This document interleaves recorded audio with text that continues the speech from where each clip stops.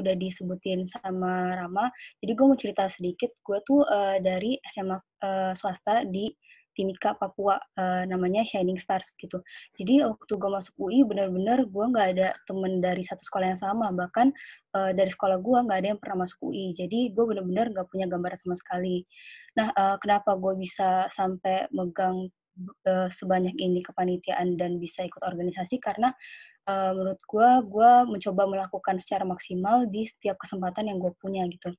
Nah ini, di 2 organisasi yang gue ikutin, gue mendapat pencapaian yaitu sebagai BES Badan Pengurus BEM FTUI, dengan IP 3,9 dan BES Badan Pengurus Kesekretariatan IMS FTUI dengan IP 3,77. Nah pertama kesekretariatan itu apa sih? Mungkin ada yang mikir kayak, "Oh surat-suratan ya, laporan ya." Sebenarnya tuh, ini adalah tugas kesekretariatan, cuman gue mau kasih, pengertian kesekretariatan secara umum yang menurut gue ya. Nah, menurut gue Kestari adalah bidang yang ngurusin berkas dan timeline lembaga atau kepanitiaan. Kenapa gue bilang lembaga atau kepanitiaan? Karena di sini ada perbedaannya. Nah, perbedaannya tuh ada di lingkup tanggung jawab, waktu menjabat, sama jumlah pengurus. Kalau lingkup tanggung jawabnya ini bakal gue jelasin di slide setelah ini. Kalau waktu menjabat tuh sebenarnya bukan cuma Kestari di kepanitiaan, tapi kayak secara keseluruhan panitia dan organisasi punya waktu menjabat yang berbeda. Kalau panitia tuh kayak beragam, bisa ada yang cuma 2 bulan, ada yang 8 bulan, itu tergantung dari panitia tersebut. Sedangkan organisasi yang gue temuin selama ini di FTUI, waktu menjabatnya 1 tahun kepengurusan gitu.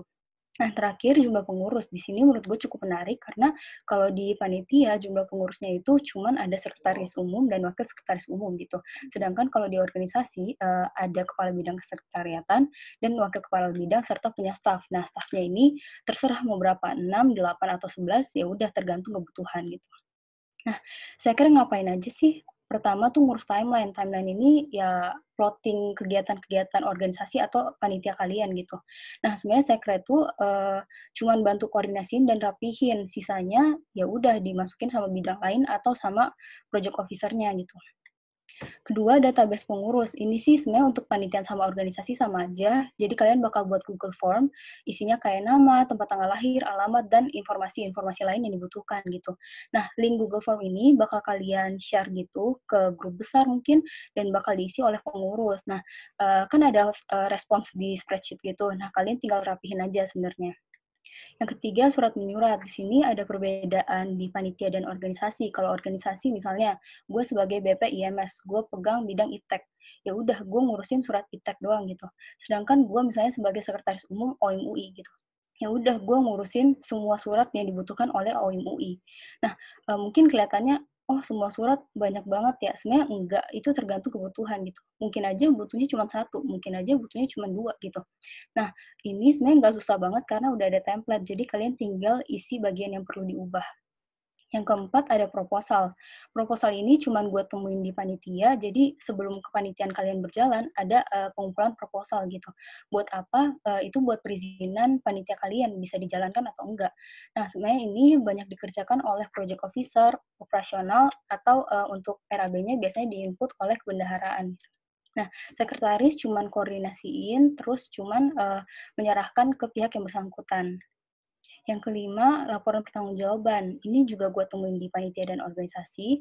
Kalau panitia tuh buatnya ya udah sekali aja di akhir kepanitiaan itu. Sedangkan kalau di organisasi itu buatnya setiap triwulan. Ada istilah triwulan ya di sini. Kalau triwulan pertama misalnya dari Januari sampai Maret, ya udah buatnya di Maret doang. LPJ triwulan pertama gitu. Kalau triwulan kedua dari Maret sampai Juni, ya udah buatnya di Juni, LPJ triwulan kedua. Jadi sesuai triwulan ya. Terus 6 notulensi dan presensi. Nah, presensi ini sih sebenarnya buat ngabsen siapa aja yang datang dan yang nggak datang di rapat.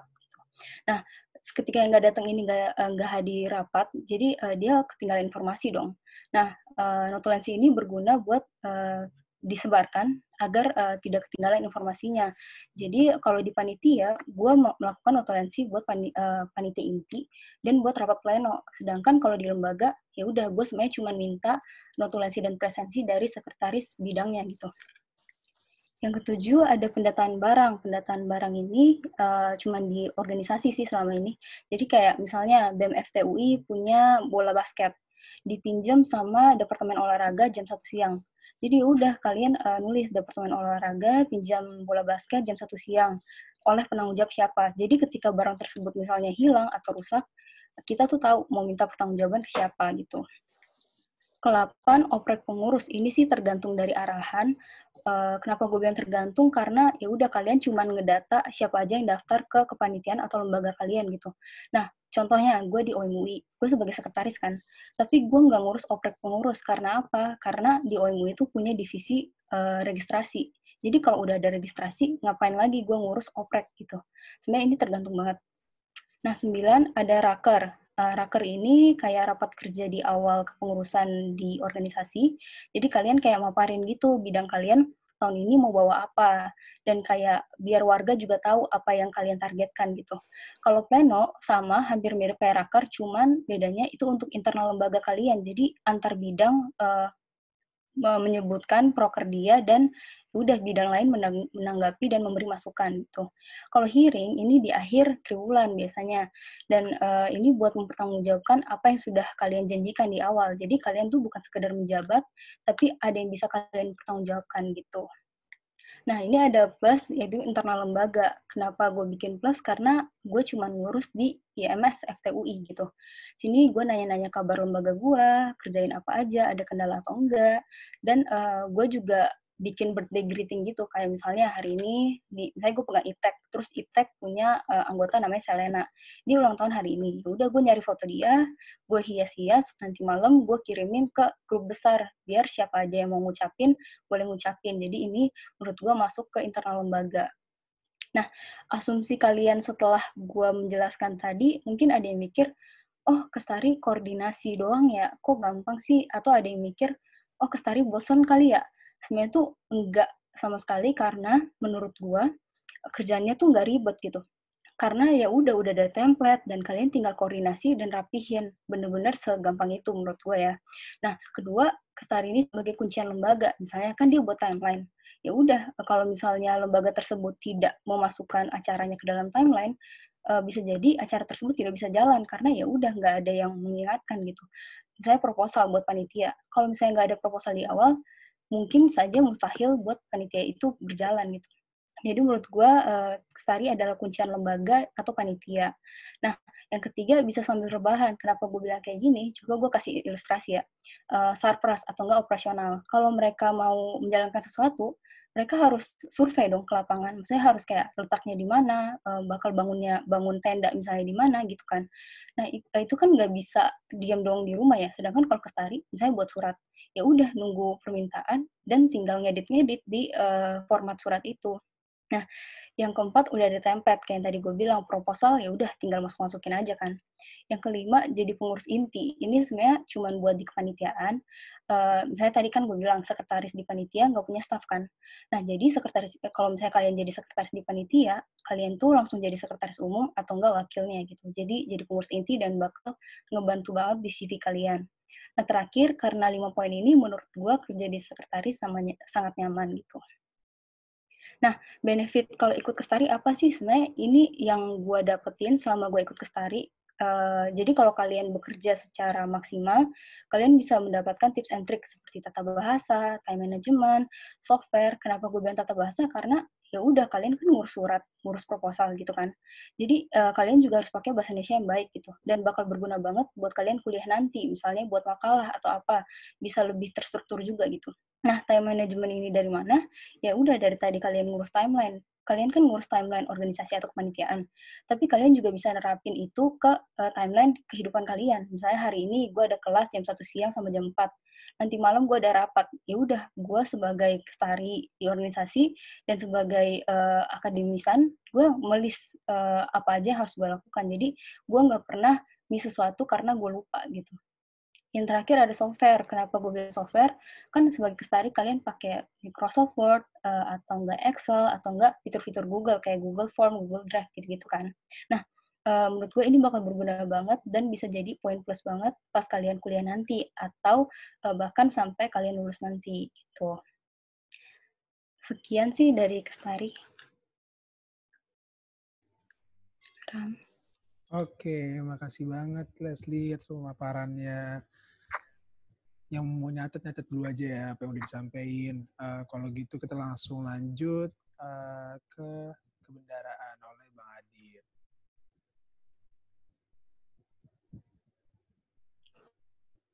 Oke. Dibantu screen-nya? Ya, sebentar Bang ya. Oke, udah kelihatan? Sudah kelihatan? Oke. Bisa nggak coba di view jadi full screen di view-nya? Itu ada yang kiri coba. Yang ada panah kanan kiri kotak. Oke.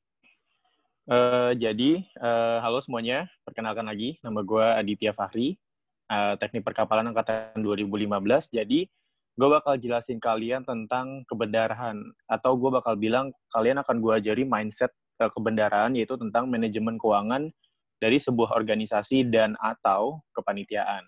Boleh scroll ke bawah? Oke, jadi gue ke bawah lagi aja. Jadi pengalaman organisasi gue yang related dengan kebendaraan ya ini cuma 2. Sebenarnya ada lagi staff, tapi nggak gue masukin. Jadi gue 2 kali kepala bidang kebendaraan, sempat juga di organisasi-organisasi lain, tapi nggak berhubungan sama kebendaraan. Dan saat ini gue bekerja di AP Moller Merz sebagai lead trainee. Boleh lagi ke bawah?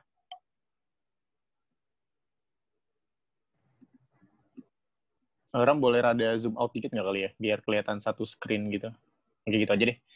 Jadi gini, tugas bendahara itu mungkin orang taunya dulu di zaman SMA itu kita tahu, oh yaudah kita ngumpulin duit aja, nanti kita bagi sesuai kebutuhan ketika ada proses pengeluaran. Tapi yang gue pelajari ketika gue masuk di IKM FTUI, ada beberapa hal yang baru gitu, yaitu kayak kita belajar bagaimana cara planning dan budgeting uang itu, sekaligus kita mengkontrol uang tersebut, sekaligus kita mereport transaksi dari organisasi atau kepanitiaan tersebut, dan juga kita mengaudit apakah ada kejanggalan-kejanggalan yang terjadi, apakah ada kesalahan atau ada semoga tidak terjadi penipuan dan sebagainya. Itu yang kita lakukan. Memang ini simple sih, nggak begitu ribet kok. Gitu. Boleh next, Ram? Nah, bagian planning atau budgeting itu apa sih? Ya kita sebagai bendahara itu harus bisa memastikan untuk sebuah organisasi ataupun sebuah kepanitiaan, duit atau uang itu selalu tersedia untuk kebutuhan mereka yang sudah kita rencanakan. Mungkin kalau di negara ada APBN, APBD gitu ya, kan mereka sudah menganggarkan untuk kegiatan apa, untuk pengeluaran apa, kapan. Nah, bagaimana sih kita melakukan sebuah planning dan budgeting? Apakah kita bilang, oke lo gue kasih 5 juta, lo gue kasih 2 juta, kita nggak gitu. Tapi apa yang paling pertama kita harus tahu dulu visi, misi, dan fokus dari organisasi atau kegiatan atau kepanitiaan tersebut. Karena kita sebagai bendahara itu adalah salah satu posisi krusial dalam untuk mendukung sebuah organisasi atau kepanitiaan itu bisa mencapai target-targetnya dengan pemberian dana tersebut. Dengan akhirnya kita bisa mengetahui alokasi anggaran kita kemana aja. Karena kalau misalkan sebuah organisasi, ternyata misalkan mereka punya visi, kita mau mengembangkan ilmu teknologi misalkan, tapi ternyata kita semua uang itu kita anggarkan ke divisi olahraga, karena itu nggak akan nyambung dan nggak akan mendukung si organisasi itu. Makanya kita harus penting banget untuk tahu. Lalu apalagi, yaitu kita harus tahu sumber pemasukan kita. Nah, organisasi kemahasiswaan, terutama di IKM FTUI, itu adalah organisasi yang kita nyebutnya organisasi nirlaba, atau kita non-profit organization. Kita nggak akan ngincer profit, tapi kita harus sustain. Jadi kita punya pengeluaran yang pasti kita harus punya pemasukan yang seimbang atau lebih sedikit. Nah, nantinya dari balancing sumber pemasukan dan pengeluaran kita akan tahu seberapa sih sisa uang kita nanti di akhir kepengurusan, apakah kita akan minus, apakah kita akan pas, atau akan kita lebih, gitu. Nah, lalu kita muncul lagi pertanyaan, gimana cara kita bisa merancang anggaran tersebut? Nah, rancangan anggaran itu di KMFTUI itu biasanya hanya terdiri dari 2. Pertama, kumpulan RAB, mungkin kalian udah tahu ya, RAB rancangan anggaran. Jadi, setiap bidang, setiap kegiatan memiliki rancangan anggaran kebutuhan dana mereka berapa sih, gitu kan. Nanti itu akan kita compile, dan juga kita bakal tahu kapan sih kegiatan ini berjalan, kapan sih kegiatan ini butuh uangnya. Nah, nanti kedua hal tersebut akan kita satukan atau akan kita match yang hasilnya sebuah rancangan anggaran yang akhirnya kita tahu kita akan punya uang berapa, kita akan ngeluarin uangnya kapan, kita akan dapat pemasukan berapa. Nah, itu yang nanti menjadi mindset planning dan budgeting dari seorang bendahara di organisasi ataupun di sebuah kepanitiaan. Next, Ram. Nah, selain itu apa lagi? Tadi saya sempat mention tentang reporting. Reporting ini ya mungkin kalian udah familiar ataupun belum tentang laporan keuangan. Sebenarnya laporan keuangan ini biasa kayak misalkan kayak kalau kalian tahu ada pengeluaran jenis pada tanggal sekian, ada pengeluaran A dengan jumlah nominal sekian, sisa uang kita sekian. Nah, yang pasti laporan keuangan tersebut harus kita buat secara reguler.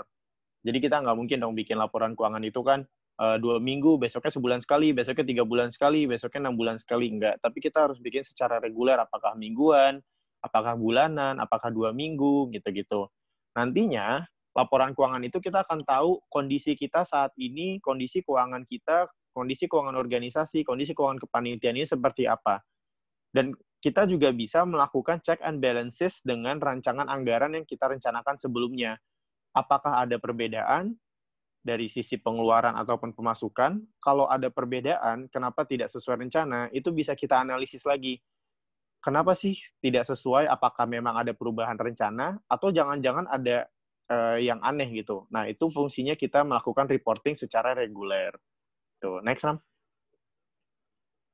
Tugas bendahara lainnya adalah controlling dan auditing. Hasil turunan dari rancangan anggaran yang sudah kita buat, itu harus menurut gue itu harus ada 3 penting ini. Apa? Yaitu pertama, kita sebagai bendahara kadang udah gue kasih duit dikit-dikit aja, gue pengen organisasi kita tetap punya duit yang banyak.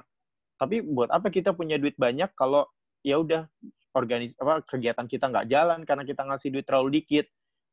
Hasilnya nanti mereka tidak bisa mencapai visi misi target mereka karena kita terlalu pelit gitu ngasih uangnya. Kita nggak boleh terlalu pelit karena kita adalah organisasi yang near profit yang kita itu nggak apa-apa spending uang, karena kita itu harus bisa mencapai target kita harus bisa melayani peserta-peserta kita atau warga-warga kita, kayak gitu. Tapi, be mindful juga harus ada pemasukan yang sesuai. Lalu yang kedua, kita harus teliti dan mewaspadai adanya fraud. Rancangan anggaran yang dibuat oleh kegiatan, oleh bidang, itu harus dilihat apakah ada markup. Kalau kalian tahu markup itu yang kalau misalkan kalian biasa beli pulpen 5.000, terus mereka bilang gue beli pulpen 50.000 sebijinya, padahal ternyata mereka beli cuma 5.000, sisanya mereka ambil. Nah, itu kita harus waspada akan hal tersebut. Gimana caranya? Dengan kita teliti. Lalu kita juga harus tahu, ketika kita nanti di rancangan anggaran ini, kita bisa ngelihat, kita bisa merencanakan kita akan punya sisa uang berapa sih. Nah, nanti kita bisa tahu sisa uang ini akan kemana, apakah akan menjadi dana turunan untuk organisasi selanjutnya, atau akan kita gunakan untuk kegiatan kita pada tahun tersebut, itu macam-macam, kurang lebih kayak gitu. Next, Ram. Nah, tapi yang pasti, kalau yang gue suka bilang, things won't go as smooth as baby's butt. Jadi, kita nggak mungkin segalanya bisa lancar jaya, nggak mungkin semuanya bisa sehalus pantat bayi, gitu kan. Kenapa? Karena kita sering banget bisa lihat ada pengeluaran dan pemasukan yang tidak sesuai perencanaan. Bisa jadi pengeluaran yang kita rencanakan itu ternyata malah harus lebih besar. Dan pemasukan kita malah jadi lebih dikit, gitu kan. Itu sering terjadi dan itu yang harus kita antisipasi nantinya ketika hal ini terjadi. Lalu ada lagi, kita misalkan untuk sebagai bendahara organisasi, kita punya panitia untuk sebuah kegiatan. Taunya kegiatan tersebut mengalami masalah keuangan, kita harus apa? Kita sebagai organisasi nggak bisa ngebiarin mereka, ini kan kepanitiaan loh, gue nggak peduli, kita nggak bisa. Karena kegiatan atau panitiaan tersebut membawa nama organisasi kita. Jadi kita harus memastikan itu juga bisa berjalan selancar mungkin dengan meminimalisir kondisi keuangan mereka. Yang ketiga, bendahara diremehkan oleh anggota organisasi. Ini juga suka terjadi. Kenapa? Kalau dari pengalaman gue kuliah di teknik, sampai gue lulus pun gue masih melihat, anak-anak teknik itu selalu yang paling nomor 1 dalam otak mereka adalah konsep dan operasional. Konsep dan operasional. Mereka selalu, ya kita pengen acara kita lombanya seperti ini, kita pengen ngundang ini, kita pengen sebesar ini, nanti kita tenang aja, operasional kita bakal gini-gini. Terus nanti ketika kita tanya, dari semua keinginan kalian, uangnya ada berapa memang? Terus mereka nggak bisa jawab. Mereka nggak tahu gimana cara lu nyari uangnya, nggak tahu. Terus lo ngelola uangnya gimana, nggak tahu. Terus lo pengen kayak gitu, pengen semuanya sebesar itu. Nah, terus nanti mereka ya kan lo yang ngatur duit, lo tinggal ngasih kita duit, padahal kita nggak bisa kayak gitu. Bendahara dan kepanitiaan atau bidang lain itu harus punya suatu agreement di mana kita harus sama-sama tahu menyeimbangkan kondisi keuangan dengan operasional dan konsep mereka. Dan itu yang kadang kita selalu dilupakan karena nggak tahu ya, itu udah jadi kebiasaan banget dari anak teknik. Makanya penting untuk sebagai bendahara untuk punya posisi dan tidak diremehkan itu. Next, Ram. Nah, ini yang tadi gue katakan, bagaimana sih cara kita mencegah terjadinya masalah keuangan atau tadi hal-hal yang tidak kita inginkan. Pertama, tadi gue udah bilang, kita harus ada kerjasama dan penekanan posisi, bahwa bendahara itu bukan suatu bidang yang harusnya kalian remehkan, ya lo cuma cari duit, atau lo cuma megang duit, ntar lo kasih aja duit ke kita. Tapi nggak kayak gitu. Kita harus bisa punya posisi di mana kalau lo mau mengadakan acara atau mengadakan sebuah kegiatan, tapi lo nggak berpikir tentang uangnya, acara lo bakal hancur. Kita sebagai bendahara punya posisi untuk kita nggak bisa mengakomodir tersebut. Kecuali lo punya duit sendiri, nggak pakai duit organisasi, ya nggak apa-apa. Nah, di situ kita harus tahu posisinya, kita harus juga bikin pemahaman kepada mereka bahwa kondisi keuangan itu harus menjadi salah satu aspek yang dipikirkan ketika mereka mengkonsepkan sesuatu atau menjalankan sesuatu. Nah, di situ kita harus paham penekanan posisinya.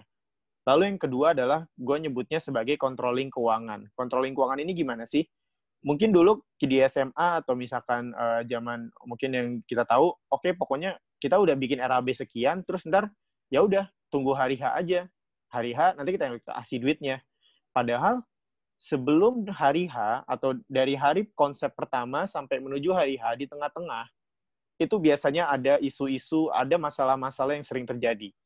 Kita sebagai bendahara harus bisa langsung meng-cut masalah-masalah tersebut di tengah sebelum hari H. Kita harus bisa tahu, ini kok kita kepanitiaannya atau organisasi kita, kenapa kita kekurangan uang, kenapa kegiatan lo ada masalah ini. Nah, kita cek nanti, oh ternyata mereka ada masalah di sisi keuangan. Nah, itu kita harus bisa mencegah masalah keuangan itu untuk bisa selesai sebelum kegiatan itu mulai. Makanya kita nyebut, atau gue nyebutnya adalah kita harus mengadakan controlling keuangan, check and balances dengan kepanitiaan kita, kalau kita adalah organisasi gitu ya. Atau kalau kita sebagai bendahara panitia, kita check and balances dengan fundraising kita atau pihak sponsorship kita, uang kita cuma segini loh. Lo bisa cari lebih nggak? Atau kalau misalkan dia nggak bisa, oke, kita coba kompromi dengan bidang-bidang kita, kompromi dengan ketua kita nggak bisa menjalankan beberapa kegiatan ini. Kenapa? Karena kegiatan ini kita nggak ada dananya. Kita harus bisa bikin kompromi itu di controlling keuangan itu untuk mencegah hal-hal tersebut terjadi. Next, Ram. Nah, kira-kira dari bendahara itu kurang lebih konsepnya seperti itu. Untuk selanjutnya, kita bisa saling tanya detail atau pertanyaan apapun bisa. Nah, kalau misalkan setelah kegiatan ini kalian masih ada yang ingin bertanya atau ingin diskusi, kalian bisa cek atau kontak gue via email ataupun via WhatsApp dari phone number yang ada di layar. Terima kasih semuanya. Oke, makasih Bang Adit. Ya mungkin kalian udah ngeliat ya kalau misalkan penjelasan lebih lanjut deh dari kesekretariatan maupun kebendaharaan yang sebelumnya kalian mungkin belum tahu ada bedanya di masa kalian sekolah dulu. Nah, lanjut ke sesi berikutnya, kita akan ada workshop dari tugas divisi kalian. Ini mau Leslie dulu atau Bang Adit dulu ya? Leslie dulu mungkin ya? Terserah, bebas. Oke. Gue izin share screen ya. Oke.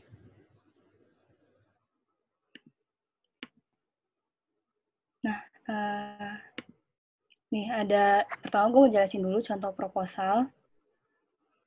Nah, proposal ini kayak ya udah di depannya tuh ada misalnya program proposal kegiatan apa, program kerjanya apa, misalnya Arjuna ITEK gitu. Bentar ya, Arjuna ITEK kan. Logo panitia kalau ada. Nah, nanti ganti logo yang ini. Terus ke bawah sini nanti ya udah ini juga diubah jadi Arjuna Iptek. Misal ya, terus latar belakang, misalnya kenapa nih Arjuna Iptek mau diadain? Misalnya kebutuhan warga akan iklim keilmiahan gitu misalnya ya. Terus tujuannya misalnya apa? Mempersiapkan ke OIM UI kayak gitu. Pokoknya ini isi aja tujuannya. Terus nama dan tema kegiatan, ya udah nama kegiatannya tadi Arjuna Iptek, temanya misalnya lingkungan. Ya udah kalian tinggal tulis gitu. Dan ada waktu dan pelaksanaan. Sebenarnya ini kayak ya udah kalian tinggal ikutin aja. Dan yang tadi gue jelasin itu rata-rata dikerjain oleh PO, kalau enggak oleh operasional yang tahu acaranya gitu. Nah, kalian tuh tinggal rapihin aja, misalnya rata kiri kanan, fontnya berapa, spasinya berapa, gitu-gitu aja. Nah, terakhir nanti di sini ada ketua pelaksananya siapa, misalnya Arkan gitu. Terus NPM-nya, terus di sini tanda tangan ya. Nah, terus nanti misalnya gue sebagai sekretaris umum, nama gue di sini, terus NPM gue dan tanda tangan gue gitu. Sebenarnya cuma segitu aja, terus nanti proposal ini kalau udah jadi, kalian bakal serahin ke manajer kemahasiswaan dan alumni FTUI, yang pada tahun ini adalah Pak Badrul Munir gitu. Nah, ini ada lampiran kayak jadwal kegiatan, itu biasanya diisi oleh OPS atau PO. Nah, untuk susunan kepanitiaan biasa diisi PO, terus untuk rencana anggaran itu kalian buat rame-rame, kayak buat semua bidang buat gitu. Nah, tapi yang ngerapihin dan nge-input itu bendaharaan gitu. Jadi kalian bener-bener koordinasi doang sih, jadi nggak usah dipusingin kalau masalah proposal. Nah, sekarang kita mau coba-coba, ini ada contoh surat ya. Nah, ini surat BEM. Ini tuh maksudnya, bentar, gue komen. Itu maksudnya nomor surat. Ini masih kelihatan nggak tulisannya? Nah, ini X, maksudnya ini surat keluar. Jadi, keterangannya di sini. Terus ini media. Media itu apa? Bidang yang minta suratnya gitu. Nah, ini BEM FTUI, ini sebagai apa? Sebagai lembaga yang membawahi bidang tersebut atau yang mengeluarkan surat tersebut gitu. Nah, ini ada angka Romawi kan 2. Itu maksudnya apa? Itu mewakili dari bulan. Nah, ini kan suratnya dibuat di bulan Februari kan. Jadi di nomor surat ini taruh angka Romawi 2. Nah, terus perihal misalnya permohonan izin kegiatan dan tertuju ke siapa gitu. Namanya, nama lengkap, terus jabatannya pada saat itu gitu. Terus ini masukin bidang juga, misalnya ini kan permohonan izin kegiatan. Nah, buat apa nih kegiatan apa? Pelatihan humas bidang gitu. Ditaruh ke sini. Terus ini waktunya ya udah nanti dari bidang medianya ngasih ke kalian. Jadi kalian tinggal input gitu. Terus udah kan ini Dr. Dwi Marta ini adalah laki-laki gitu. Jadi kerjasama Bapak. Kalau misalnya perempuan ya udah ganti ibu. Kalau misalnya kalian nggak tahu ini tertuju ke siapa, misalnya cuman tertuju ke pihak fakultas teknik gitu, ya udah bapak atau ibu tuh. Nah, ini ada tanda tangan ketua umum sama tanda tangan sekretaris umum yang BEM sekarang ada ke Pasya sama ke UT gitu. Nah, oh sorry, ini kopnya harusnya di sini. Nah, terus ini gue mau coba-coba ada template surat yang bakal gue liatin. Nah, gue kopas ini dulu ya. Ini template yang nanti kalian bakal dapetin. Kan ini misalnya nomor suratnya gue mau 001. Terus surat keluar kan. Nah, lembaganya tuh mana? BEM FTUI gitu. Bulannya berapa? Kan ini dibuat September. Jadi 9 dalam Romawi gitu. Terus tanggalnya misalnya gue mau 25 September gue buat suratnya.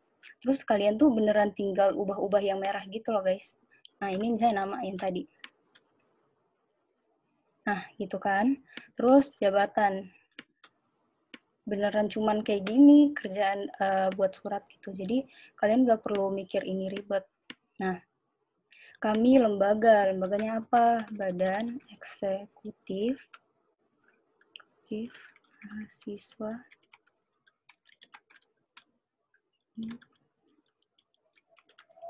Indonesia gitu kan. Terus kegiatan apa? Misalnya tadi sesuai ketentuan pelatihan PKM P gitu. Harinya misalnya gue mau Senin, tanggal berapa? Tanggal 28 bulan September misal. Nah, pukul berapa nih? Ya udah sesuai yang ketentuan yang tadi dikasih oleh bidang yang minta ke kalian gitu. Jadi kalian beneran tinggal ngisi. Nah, ya. Terus tempatnya misalnya gedung K301. Nah, karena ini Bapak, jadi jangan lupa dihilangin yang Bapak Ibunya ini. Nah, ini ada tanda tangan, nanti masukin, terus misalnya ketua umumnya siapa.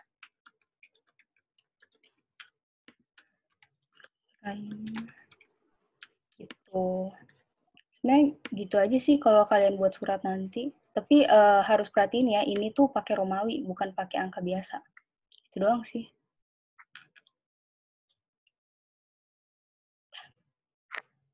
Oke, makasih banyak Leslie. Mungkin kalian tadi udah ngeliat ya yang nanti bakal milih kesekretariatan, nanti bakal dapat tugas seperti gitu.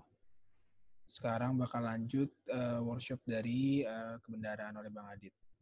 Berarti ini Bang Adit, gue ini ya? Boleh share screen. Oke.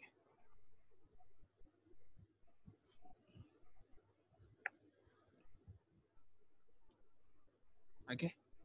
Ya, jadi tadi ini sebenarnya adalah sebuah turunan dari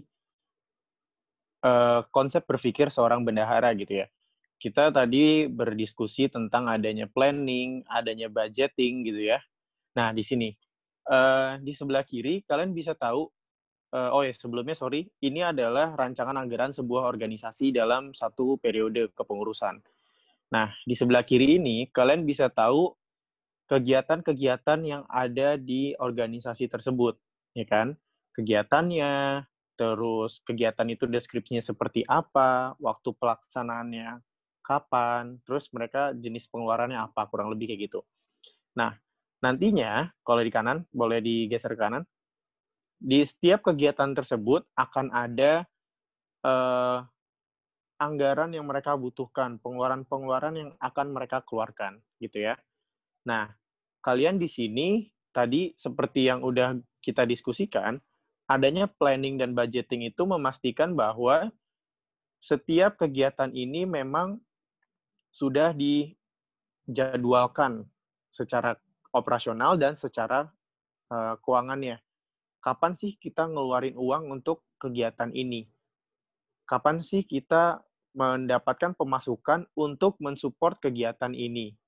Nah, bisa dilihat nih dari Januari sampai Desember sampai akhirnya ada total untuk kegiatan ini keluarnya berapa, untuk kegiatan ini keluarnya berapa, sampai nanti bisa dilihat pengeluaran prokernya sebesar contohnya nih 1 juta gitu ya. Boleh ke bawah?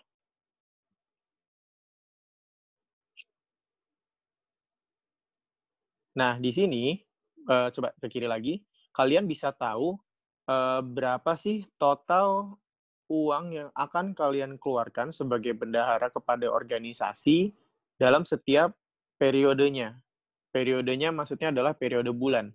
Kalau misalnya kalian lihat di sini ada kolom I, J, K, L, M, N, itu adalah tadi kalau kalian lihat di atas adalah bulan. Jadi I Januari, J Februari, dan sebagainya. Nah, kalian bisa lihat di sini, kolom J, itu di bulan Februari, kalian akan total mengeluarkan uang 3.700.000.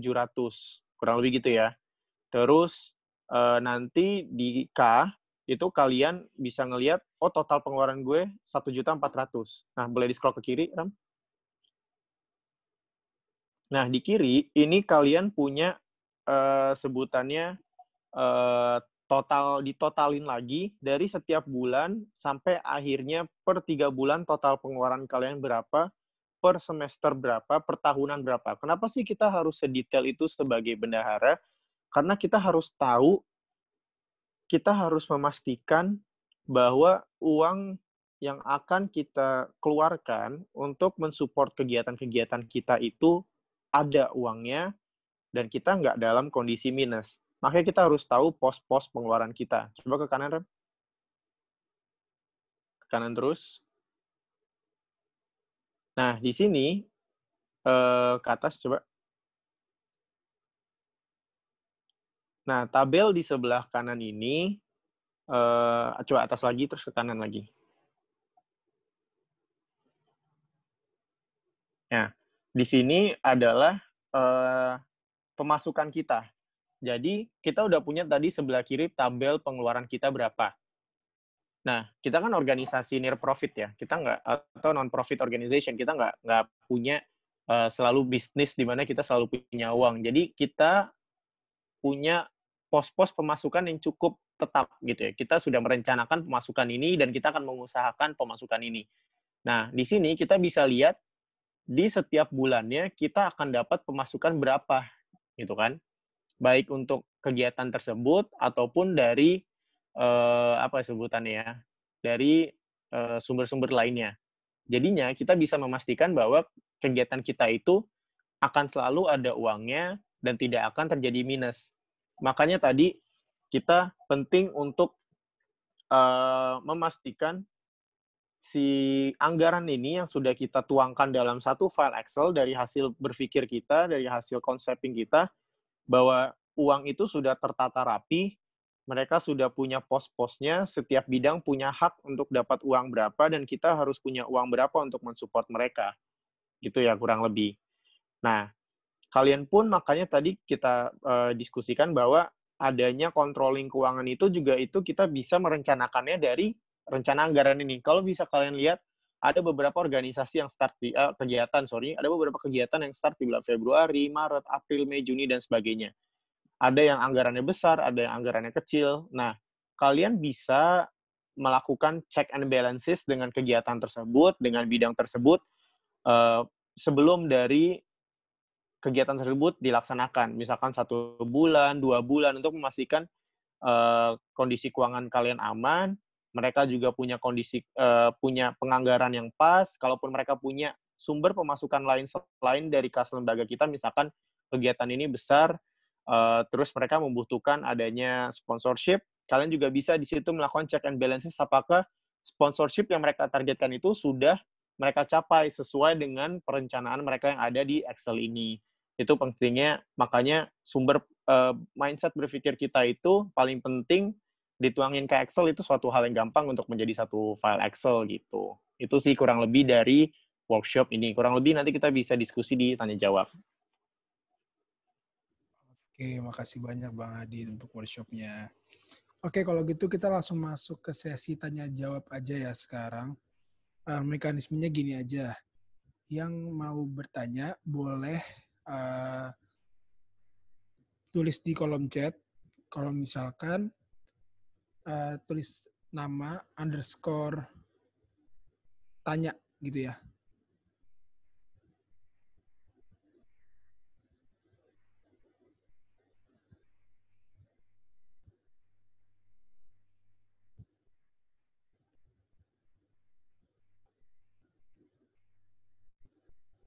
Oke.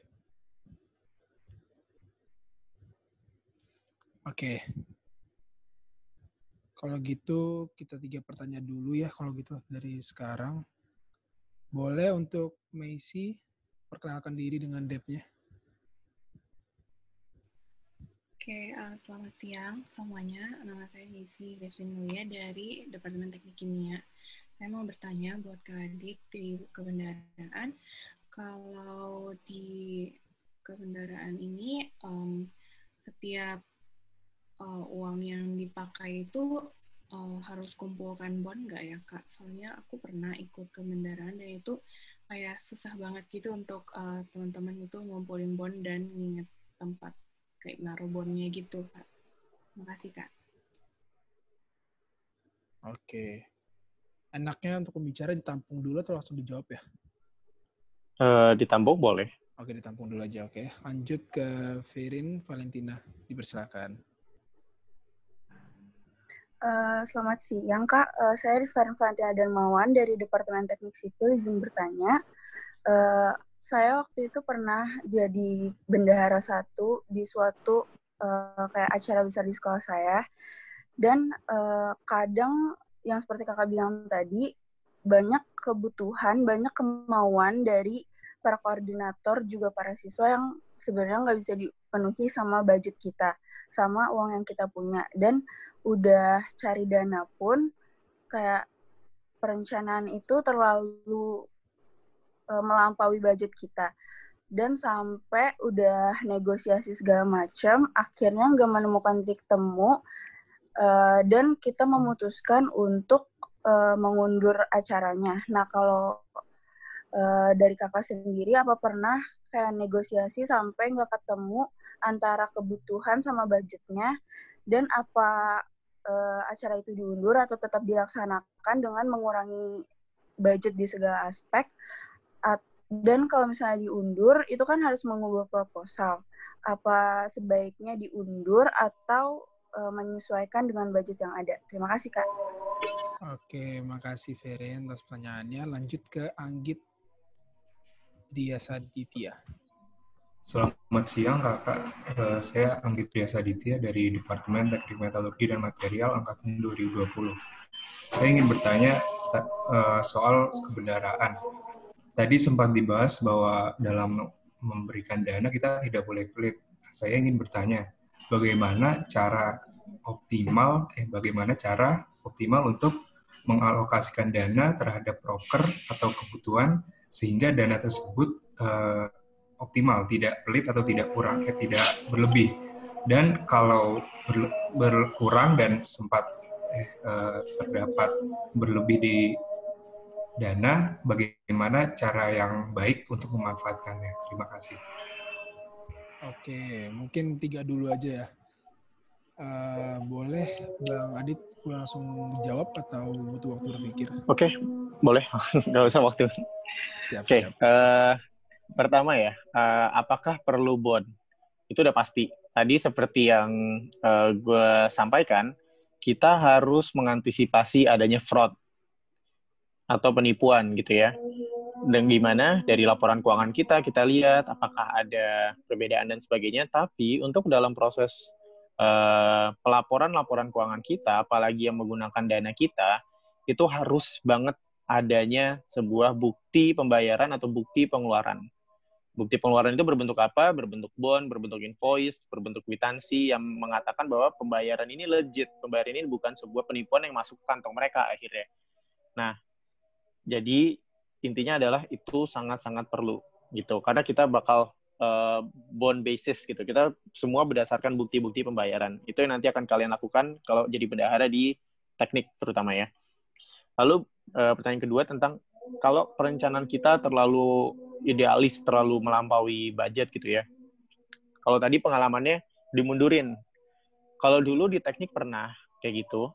Beberapa kali ketika saya di IMM dan di BEM itu terjadi gitu ya. Oh, kok ini kekurangan uang dan sebagainya. Nah, seperti yang saya diskusikan tadi sebelumnya disampaikan, kita harus ada kompromi jalan tengah ya antara penyelenggara dan bendahara. Kadang keputusan itu lebih sering itu sangat-sangat bervariasi tergantung kondisi pada saat tersebut dan jenis acaranya. Ada beberapa acara dulu yang akhirnya kita harus cut beberapa kegiatan mereka nggak bisa. Misalkan ada dari sebuah kegiatan ini ada beberapa hal yang sebenarnya ini tersier, nggak begitu penting ya. Nah itu karena itu hanya pemanis acara, misalkan kita sebutnya gitu.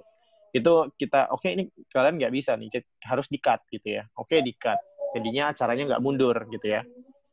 Ada beberapa yang kita coba kurangi pengeluaran ini dengan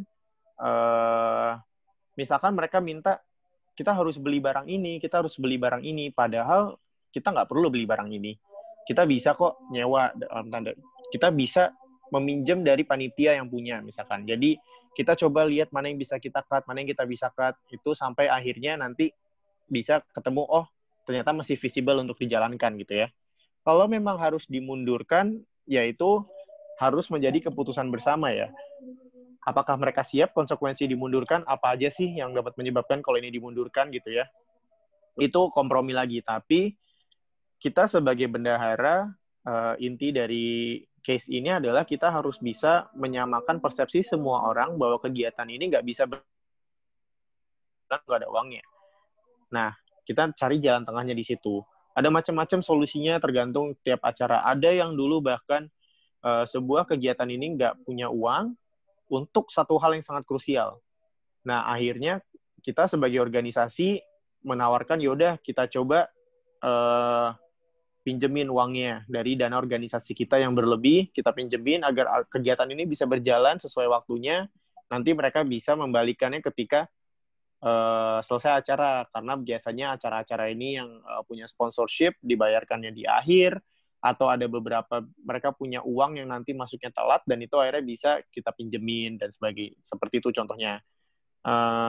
Paling itu ya kalau untuk case kita. Jadi intinya coba kita harus diskusi bareng, cari jalan tengahnya, apa yang kita bisa minimalisir, apa yang kita bisa maksimalkan, apa yang bisa kita potong, apa yang kita bisa pindahkan dananya, akhirnya kegiatannya tetap berjalan gitu ya. Lalu yang ketiga, untuk pembagian dana gimana sih gitu ya. Nah, kalau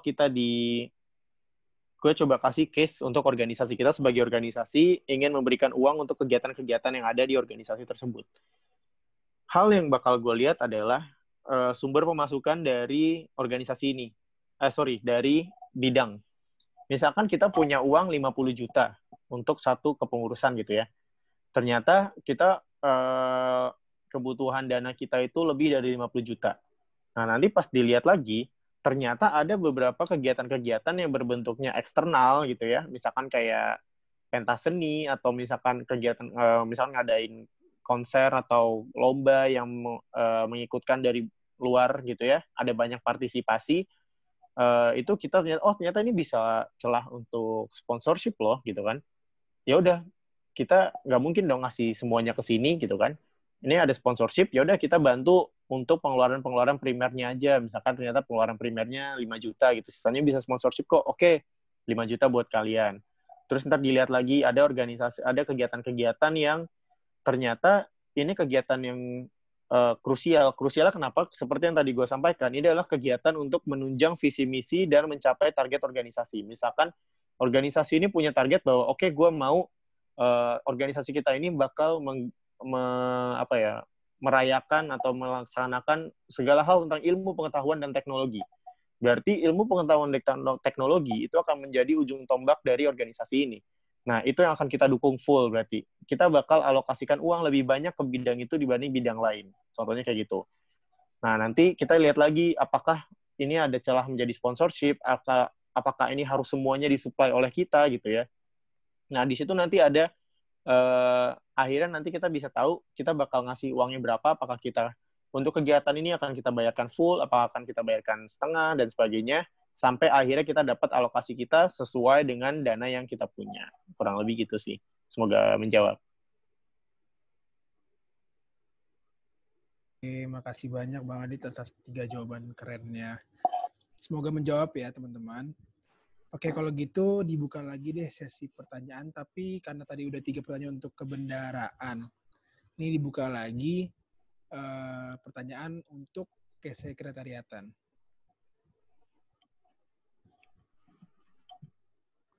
Boleh disebutkan lagi di kolom chat untuk nama underscore tanya.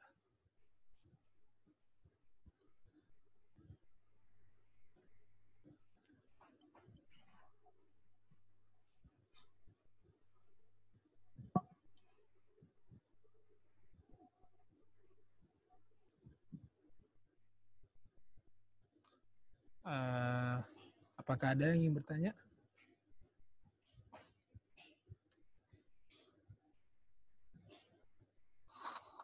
Oke deh.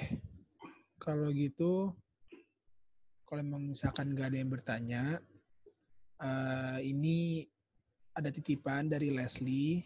Coba boleh dicek link yang udah dikasih, yaitu contoh pengarsipan berkas yang bisa kalian lihat.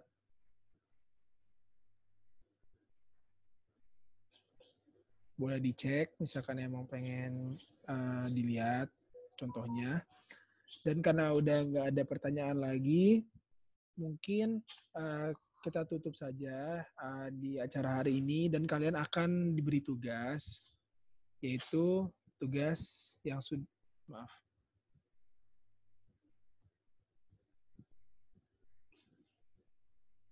sebentar.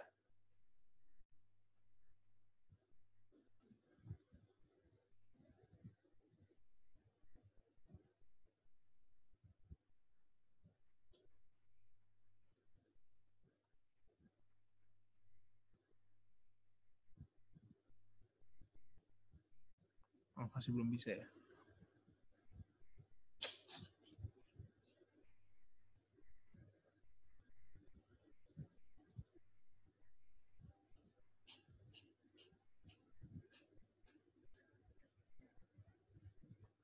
Oke. Itu untuk tugasnya. Boleh dicek. Sudah ada juga di deskripsinya untuk tanggal maksimal submit atau deadline. Cukup jelas semuanya?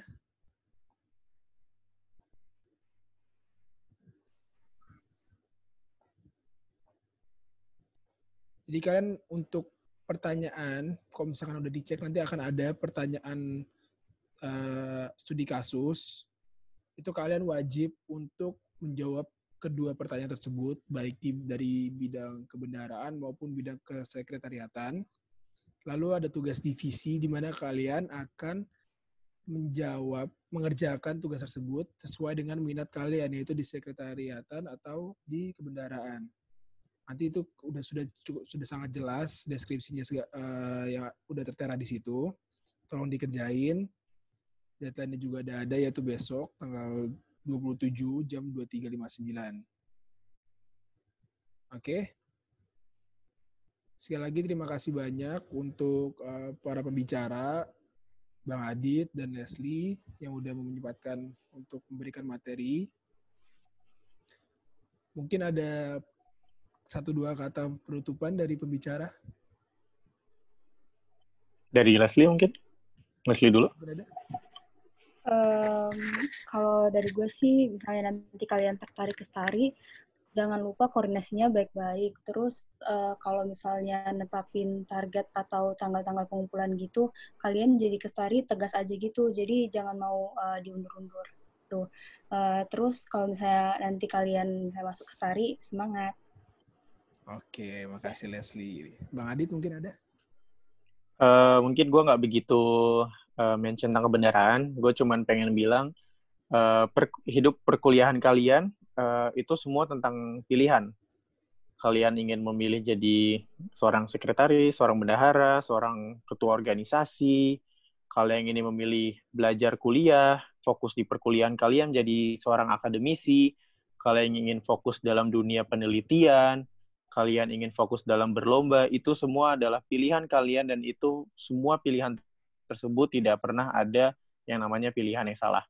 Jadi apapun yang kalian lakukan, menjadi apapun yang kalian pilih, lakukan semaksimal mungkin, nikmati masa kuliah kalian, dan sampai berjumpa lagi kapanpun. Dan kalau misalkan kalian ingin berdiskusi, atau misalkan pengen bertanya-tanya, di presentasi yang gue sampaikan, yang mungkin nanti apakah bisa minta ke panitia, atau kalian mau minta bahan presentasi tersebut ke gue, bisa langsung email, ataupun WhatsApp, atau Line, minta kontak ke senior kalian dari panitia Kema, untuk nanti kita bisa berdiskusi nantinya. Itu sih. Terima kasih. Oke, sekali lagi makasih kembali untuk para pembicara.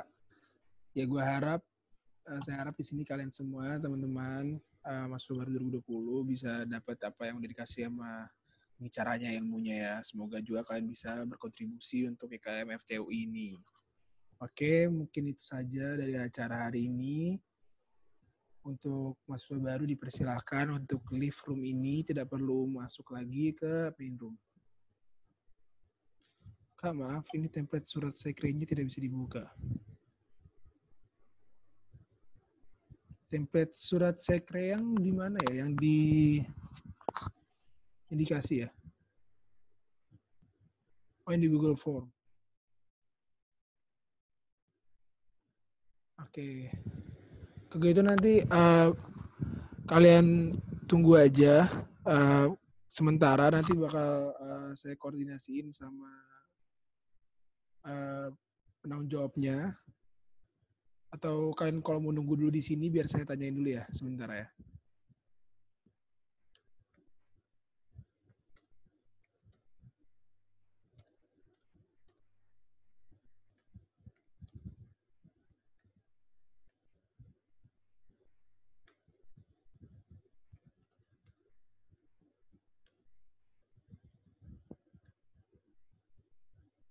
Tunggu sebentar ya, lagi saya tanyain.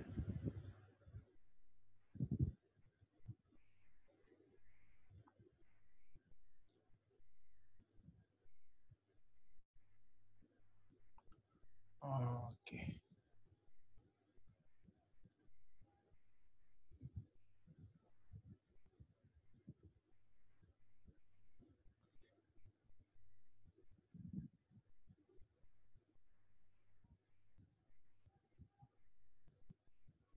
Untuk Leslie mungkin sudah di open permission-nya belum? Itu gue cuman share ke Kemanya, terus Kemanya bikin link, tapi ada link dari gue sih kalau mau. Saya itu link template juga Oke, sama. kalau gitu gue... Ya, coba lihat dulu deh.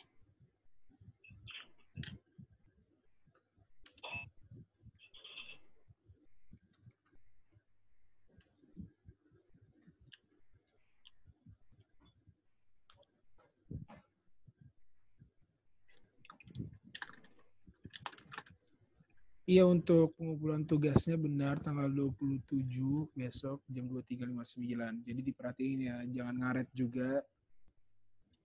Jangan sampai kalian error di tengah jalan atau mepet-mepet. Ada lagi masalah yang ingin tanyakan? Yang di sini boleh lihat link yang udah dikasih sama... Oh, belum ya? Sorry. Maaf. Coba boleh lihat link yang itu? Bisa dibuka? Atau juga udah diganti sih sama penanggung jawabnya di G-Form dengan link yang baru saya kasih.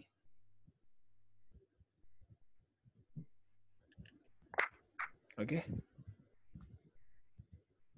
Masih ada masalah, masih ada kendala sebelum kalian leave atau sebelum kalian membubarkan diri? Oke, sudah bisa ya. Untuk template dari kebenaran nggak ada masalah.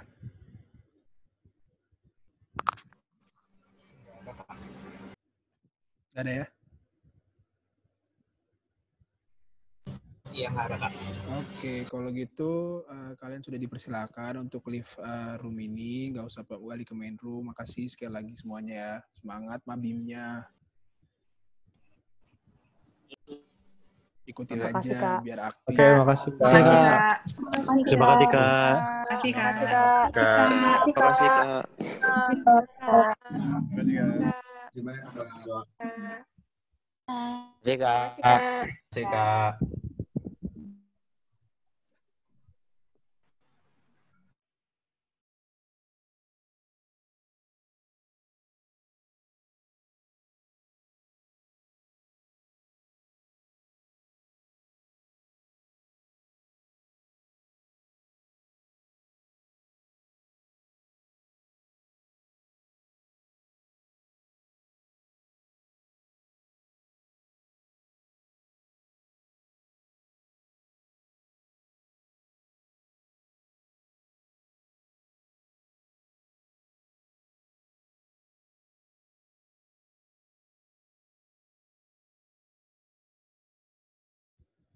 Untuk kalian mahasiswa baru 2020, boleh untuk leave kok.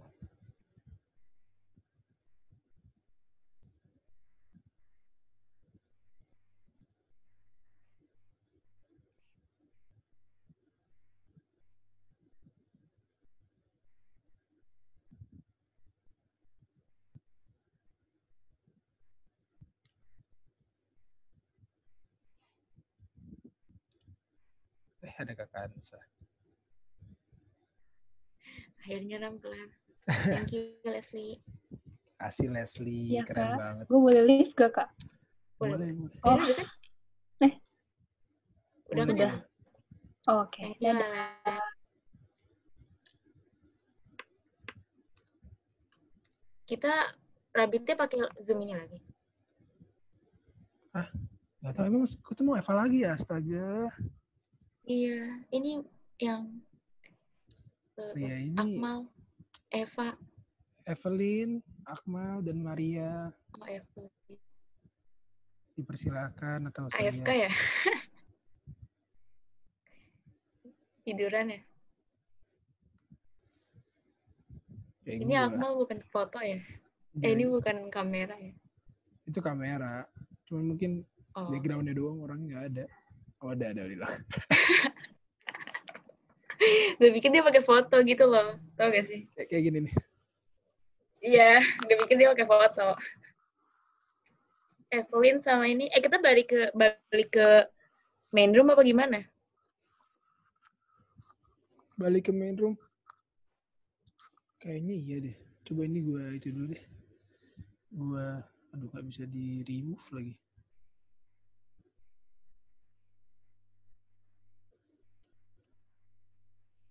How to remove ya? Nggak bisa di remove lagi. Oh iya, lupa di stop recording.